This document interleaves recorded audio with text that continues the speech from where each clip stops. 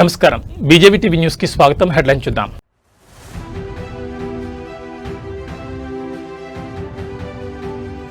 కార్యకర్తల పేదవాడి గోడు. తెలుగుదేశం ఆవిర్భావ దినోత్సవ శుభాకాంక్షలు తెలిపిన అధినేత.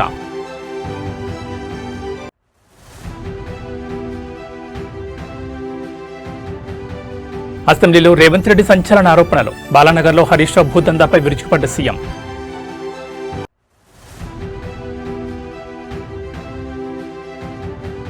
బీఆర్ఎస్ ప్రభుత్వం హయాం భూకుంభకోణం జరిగింది.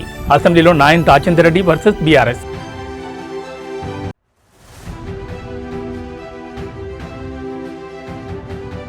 అసెంబ్లీలో రాఘవసేగ పొంగులెట్టి రాజీనామాకు బీఆర్ఎస్ పట్టు. ఇక డీటెయిల్స్ చూస్తే ఈరోజు తెలుగుదేశం పార్టీ 44వ ఆవిర్భావ దినోత్సవం. ఈ సందర్భంగా పార్టీ అధినేత సీఎం చంద్రబాబు నాయుడు పార్టీ కార్యకర్తలకు, తెలుగు ప్రజలకు హృదయపూర్వక శుభాకాంక్షలు తెలిపారు.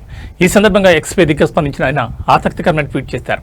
అందులో యుగపురుషుడు నందమూరి తారక రామారావు స్థాపించిన ఈ పార్టీ తెలుగు జాతి ఆకాంక్షలకు నిలువుటద్దమని ఆయన కొనియాడారు. ఎన్టీఆర్ ఆశయాలకు అనుగుణంగా పేదవాడికి గూడు ఆహారం అందించే సిద్ధాంతానికి తాము కట్టుబడి ఉన్నామని స్పష్టం చేశారు. తెలుగుదేశం పార్టీ కేవలం ఒక రాజకీయ పార్టీ మాత్రమే కాదు, అది కార్యకర్తల సొంత ఇల్లు అని చంద్రబాబు పేర్కొన్నారు. ఆవిర్భావ దినోత్సవం తమకు ఒక కుటుంబ పండుగ వంటిదని, ఈ పండుగ వేళ ప్రతి కార్యకర్తకు తన వ్యక్తిగత శుభాకాంక్షలు తెలియజేస్తున్నట్లు ఆయన సోషల్ మీడియా వేదికగా వెల్లడించారు. ఈ సందర్భంగా ఎన్టీఆర్ ఆశయ సాధనలో భాగస్వామ్యం కావాలని పార్టీ శ్రేణులకు పిలుపునిచ్చారు.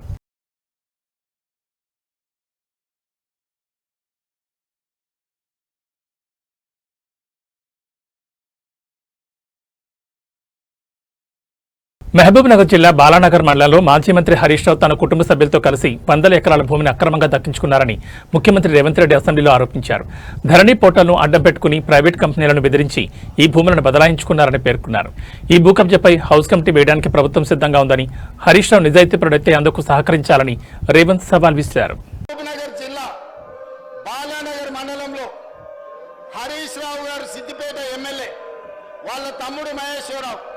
వాళ్ళ మామ హనుమంతరావు గారు, వాళ్ళ బావమరిది సుమన్ రావు గారు ఒక ప్రైవేట్ కంపెనీని బెదిరించి 100 ఎకరాల భూమిని ధరణి నాటం పెట్టుకొని బదలాయించుకున్నారు. దీని మీద హౌస్ కమిటీ వేయడానికి మేము సిద్ధంగా ఉన్నాము. హరీష్ రావు గారు నిజాయితీ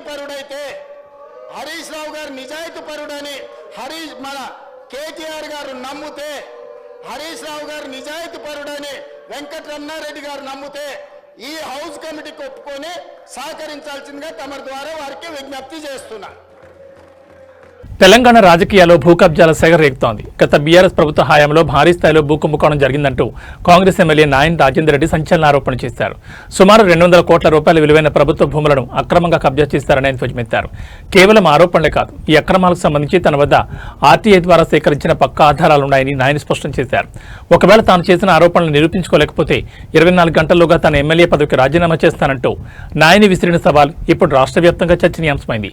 ఈ భారీ భూ కుంభకోణం వెనుక ఉన్న అసలు సూత్రధారులను బయటకు తీసుకురావాలని, ఇందుకోసం తక్షణమే హౌస్ కమిటీ లేదా సిఐడితో సమగ్ర విచారణ జరిపించాలని ఆయన రాష్ట్ర ప్రభుత్వాన్ని డిమాండ్ చేశారు. 3 సార్లు గెలిచినామని చెప్పి ఈ 3 లక్షల 5 లక్షల పంచాయతీ గురించి హౌస్ కమిటీలు అడిగారు అధ్యక్ష. కానీ నేను వచ్చిన కొత్తలకెళ్ళి 200 కోట్ల ప్రాపర్టీ సిటీ సెంటర్ల టీఆర్ఎస్ కార్యాలయాలకు కబ్జాలు పెట్టినరు. ఇన్ఫర్మేషన్ యాక్ట్ ప్రకారం పట్టుకొచ్చి నేను నోరు నెత్తిన కొట్టుకొని మీడియాలో అసెంబ్లీలో మొత్తుకుంటే ఎందుకు దీని మీద ఇది జరగట్లేదు అధ్యక్ష? ఇవాళ వీళ్ళది కనుక ఇది నేను ప్రూవ్ చేయకపోతే అధ్యక్ష 24 గంటల్లో నా ఎమ్మెల్యే సభ్యత్వానికి రాజీనామా చేస్తా అధ్యక్ష. ఇవాళ హరీష్ రావు గారు, కేటీఆర్ గారు రాజీనామా చేస్తారా? నేను ఇప్పుడు ఖైదవు రాసిస్తా అధ్యక్ష. ఇంతగానం మొత్తుకుంటుంటే కోట్లు దించుకొని దొంగ అంటుంటే మరి కార్యకర్తలు ఏం బాధపడుతున్నారు అధ్యక్ష? ఎందుకు వాళ్ళని జైల్లో పెడతలేరు? ఇన్ని పాపాలు చేస్తే అని కాంగ్రెస్ కార్యకర్తలు నోరు కొట్టుకుంటున్నారు అధ్యక్ష. పాపం పోని కక్ష సాధింపు చర్యొద్దని ముఖ్యమంత్రి గారు అనటం వల్ల ఇవాళ ఈ దొంగల ముఠాలు దేశం మీద దాడి చేస్తున్నారు అధ్యక్ష. ఇవాళ 5 లక్షలు ఎక్కడ, 200 కోట్ల ప్రాపర్టీలు ఎక్కడ అధ్యక్ష? నేను ఇప్పుడు రాజీనామా లెటర్ పంపిస్తున్నా అధ్యక్ష. వాళ్ళని పంపించమని చెప్పండి, నేను కనుక స్పీకర్ గారికే పంపిస్తాను డైరెక్ట్. ఇది ప్రూవ్ చేయకపోతే 200 కోట్ల ప్రాపర్టీ బీఆర్ఎస్ ఆఫీసులు కూల్ చేసి కబ్జా పెట్టుకోవాలి అధ్యక్ష. గవర్నమెంట్ హ్యాండ్ ఓవర్ చేసుకోవాలని నేను ముఖ్యమంత్రి గారిని దీని మీద కూడా హౌస్ కమిటీ వేయాలి, సిఐడి విచారణ చేయాలని చెప్పి డిమాండ్ చేస్తున్నా అధ్యక్ష. నేను గెలిచిన కాడికెళ్ళి గెలవక ముందుకెళ్ళి మొత్తుకుంటున్నా అధ్యక్ష. ఒక్కరు పట్టించుకోవట్లేదు దీని మీద. దయచేసి ముఖ్యమంత్రి గారు దీని మీద హౌస్ కమిటీ కానివ్వండి, సిఐడి విచారణ కానీ వేయండి అధ్యక్ష. ఎందుకంటే ఇది ఒక్కటే కాదు అధ్యక్ష, నేను 100 ఉన్నాయి ఇన్ఫర్మేషన్ యాక్ట్ ప్రకారమే నేను కాయిదాలు లేకుండా మాట్లాడట్లే. 5 లక్షల రూపాయల కాయిదాం పట్టుకొని ఒక మంత్రిని టార్గెట్ చేసి మాట్లాడుతున్నారే, మరి దీనికి ఎవరు జవాబు చెప్పాలి అధ్యక్ష? దయచేసి నా రాజీనామా లెటర్ పంపిస్తున్న అధ్యక్ష. వాళ్ళకు నిజంగా దమ్ము ధైర్యం ఉంటే పంపించమనండి. ఇది ప్రూవ్ చేసాకనే యాక్సెప్ట్ చేయండి. తెలంగాణ అసెంబ్లీలో భూముల వ్యవహారంపై చర్చ సందర్భంగా మాజీ మంత్రి కేటీఆర్ పై ఖైరతాబాద్ ఎమ్మెల్యే దానం నాగేంద్ర సంచలన ఆరోపణలు చేశారు. తన తండ్రి కష్టపడి సంపాదించిన సొంత భూమిని కేటీఆర్ అక్రమంగా ప్రైవేట్ కంపెనీ కట్టబెట్టారని ఆయన మండిపడ్డారు. గత ప్రభుత్వ హయాంలో భయం వల్ల మౌనంగా ఉన్నామని, ఈ కబ్జాపై సమగ్ర విచారణ కోసం హౌస్ కమిటీ వేయాలని దానం డిమాండ్ చేశారు. దీనికి సంబంధించిన ఆధారాలను సభ ముందు ఉంచుతానని ఆయన స్పష్టం చేశారు. సొంత భూమిని కేటీఆర్ గారు ఒక కంపెనీకి హ్యాండ్ ఓవర్ చేశాడు. నేను కావాలంటే రికార్డ్ మీకు ఇక్కడ సబ్మిట్ చేస్తాను. నా సొంత భూమిని కేటీఆర్ గారు ఒక కంపెనీకి ఇచ్చారు అధ్యక్ష. నేను కావాలంటే నేను ఇస్తాను, రికార్డు తీసుకొచ్చి మీ ముందు పెడతాను. చెప్పుకోలేకపోయినాం అధ్యక్ష, నోరు లేక నోరు బంద్ చేసుకొని కూర్చున్నాం. మేము హైదరాబాద్లో పుట్టి పెరిగి మేము నోరు బంద్ చేసుకొని కూర్చున్నాం ధైర్యం పరిస్థితి వచ్చింది అధ్యక్ష. మేము ఎవరు చెప్పుకోవాలి మా బాధలు? ఏంటి మీరు హౌస్ కమిటీ? ఇది అందరి సభ్యుల డిమాండ్ అధ్యక్ష. మీరు డిమాండ్ మేము కూడా డిమాండ్ చేస్తున్నాం. చీఫ్ మినిస్టర్ గారు దాని మీద మేము కూడా డిమాండ్ చేస్తున్నాం. ఏంటి మీరు హౌస్ కమిటీ? మేము ఎంత నష్టమైనా మాకు తెలుసు అధ్యక్ష. మా కుటుంబ సభ్యులది ప్రాపర్టీ, హార్డ్ ఎర్నింగ్ మనీ, మా ఫాదర్ కష్టపడి సంపాదించిన ప్రాపర్టీ పోయింది మాది.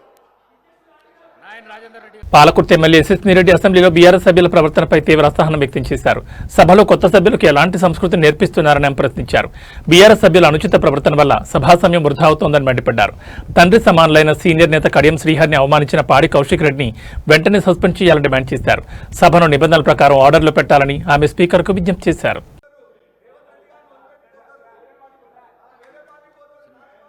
ధన్యవాదాలు అధ్యక్ష. వాళ్ళు మాట్లాడుతూ పదే పార్టీ అంటున్నారు. మనము అంటే పార్టీతో సంబంధం లేదు అధ్యక్ష. ఇప్పుడు మర్యాద అనేది, సంస్కారం అనేది మనం పెద్దలకు ఎప్పుడైనా ఇస్తా ఉన్నామో అదే చిన్నప్పటి నుంచి కూడా నేర్చుకుంటున్నాము. మరి ఏం నేర్పియాలనుకుంటున్నారో మాకు అర్థం కావట్లేదు.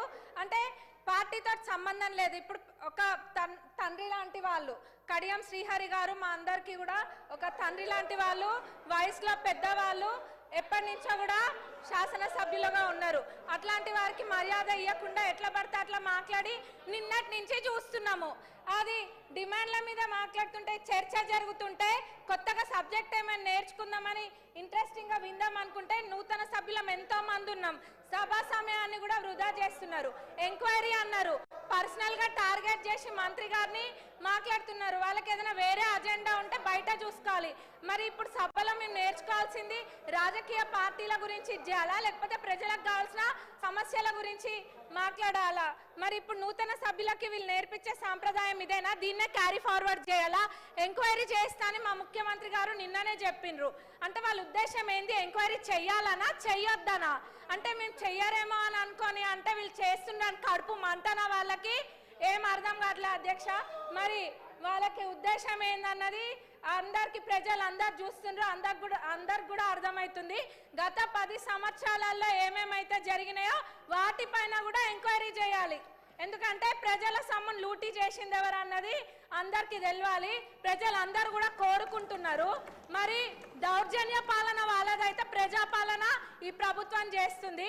అంత ఫెయిర్గా నిన్న మా ముఖ్యమంత్రి గారు చెప్పిండ్రు ఎంక్వైరీ చేస్తా అని. మరి ఎందుకు ఇట్లా సమయం వృధా చేస్తుండ్రు? అంటే ఎవరి గురించి చర్చలు జరగద్దా? వాళ్ళ పార్టీ గురించి ఒక్కదాని గురించి చర్చ జరగాల? వాళ్ళు గెలవలేదన్న ఫ్రస్ట్రేషన్లో వాళ్ళు ఉంటే ఇంకా వేరే ఎవరు ఏం మాట్లాడద్దా? బీజేపీ వాళ్ళు మాట్లాడద్దా? ఎంఐఎం వాళ్ళు మాట్లాడద్దా? సిపిఐ వాళ్ళు మాట్లాడద్దా? మేము అసలు విని ఏమైనా మాట్లాడదాం అనుకుంటే కొద్ది గొప్ప ఇంత కొంత నేర్చుకుంటే ఆ ఉన్నదంతా కూడా ఎగరగొట్టేటట్టు ఉన్నారు వాళ్ళు. నూతన సభ్యులకైతే మొత్తం ఇది ఉంది.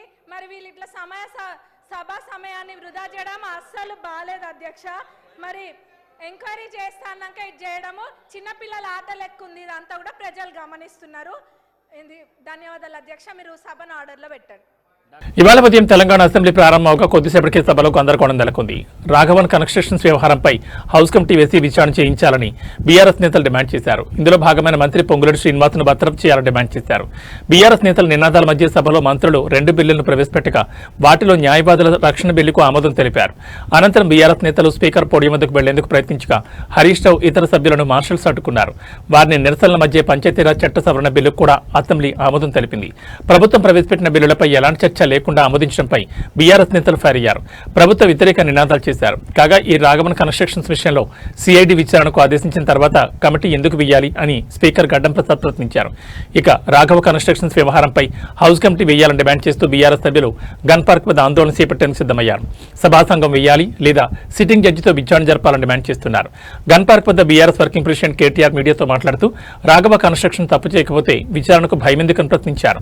మంత్రి పొంగులేటి అవినీతి సంపాదనలో సీఎం కూడా భాగముందని, అందుకే ఆ సంస్థపై ఎలాంటి చర్యలు తీసుకోవడం లేదని విమర్శించారు. మంత్రి పొంగులేటి శ్రీనివాస్ను బర్తరఫ్ చేయాలని గవర్నర్ను కలిసి విన్నవిస్తామని తెలిపారు.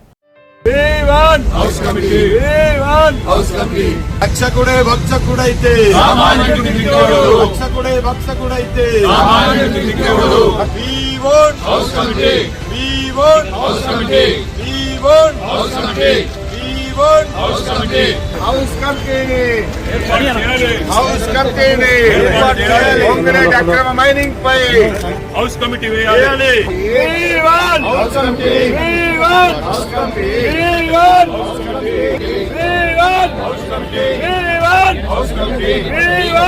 మంత్రిని వెంటనే బర్తరఫ్ చేయాలి.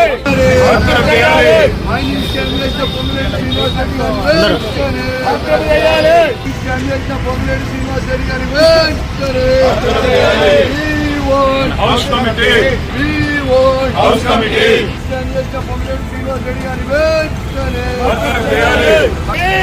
House committee house committee house committee సామాన్యుడికి దిక్కెవరు?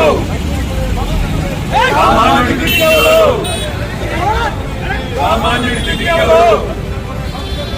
సామాన్యుడికి దిక్కెవరు? సామాన్యుడికి దిక్కెవరు? సామాన్యుడికి దిక్కెవరు? సామాన్యుడికి దిక్కెవరు? సామాన్యుడికి దిక్కెవరు? సామాన్యుడికి దిక్కెవరు? ఏర్పాటు చేయాలి. గులాబీ పార్టీలో ముసలం పుట్టిందా? కేటీఆర్ నాయకత్వాన్ని సొంత పార్టీ ఎమ్మెల్యేలే ధిక్కరిస్తున్నారా అంటే అవునని అంటున్నారు తుంగతుర్తి కాంగ్రెస్ ఎమ్మెల్యే మందుల Samuel. BRS working president KTR కు భవిష్యత్తులో తన బావ హరీష్ రావు నుంచి రాజకీయ గండం పొంచి ఉందంటూ ఆయన చేసిన వ్యాఖ్యలు ఇప్పుడు రాజకీయ వర్గాల్లో పెనుదుమారం రేపుతున్నాయి.